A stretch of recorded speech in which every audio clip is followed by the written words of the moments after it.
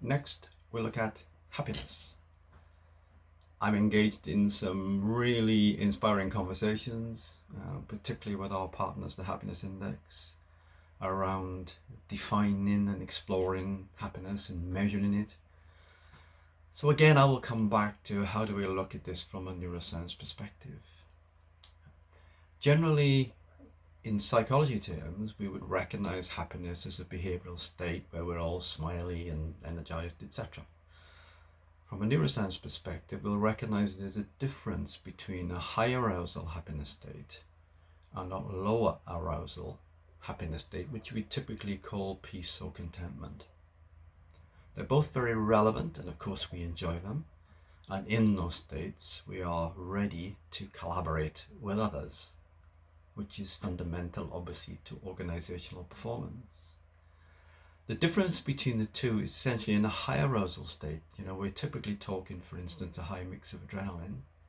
And that means that we are energized, excited, want to do things, but it's not sustainable. So nothing wrong with it in its own right. We all enjoy these peaks of energy.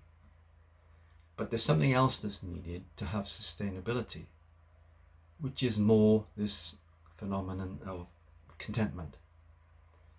And to create that high platform of contentment is where we have to work at what it takes for us to feel at peace. And in that place is very much where much popular thinking and practice is now evolving around practices like mindfulness. There is no doubt that if you can get into mindfulness and meditation, then there will be a benefit as far as your health and brain is concerned. Not everyone can get into it. Nevertheless, it can come in many forms. It doesn't have to be in a classic meditation type setting. You could argue that, for instance, running can be very mindful.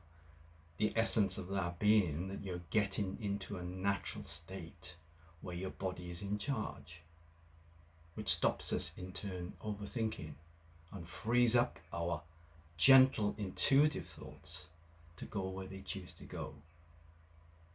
So even the subject of happiness itself has different states that of course we welcome, and states where we are confident we can give of our best.